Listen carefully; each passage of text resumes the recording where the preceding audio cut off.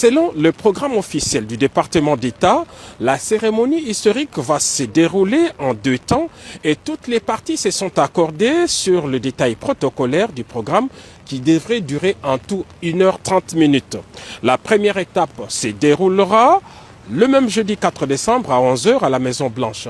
Le président américain Donald Trump va accueillir ses hôtes respectivement à 11 h pour le président du Rwanda et 11h10 pour le président de la République démocratique du Congo avant de les convier à une rencontre trilatérale d'une dizaine de minutes dans son bureau ovale de la Maison-Blanche.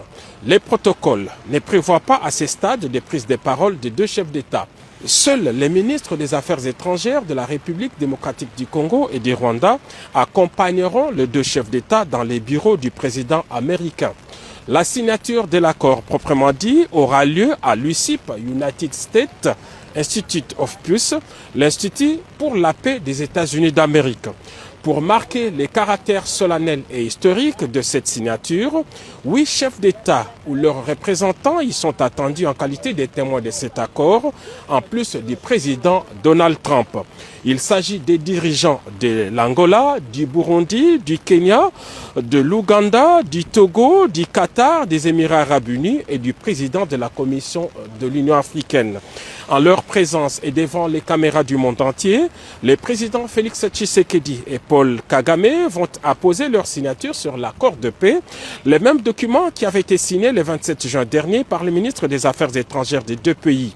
Par cet acte, les 2 chefs d'État entérinent ces documents, qui est un instrument international de paix formel et juridiquement contraignant, conclu entre les 2 États souverains sous les bons offices des États-Unis d'Amérique et en présence des représentants du Qatar et du Togo en qualité de facilitateurs.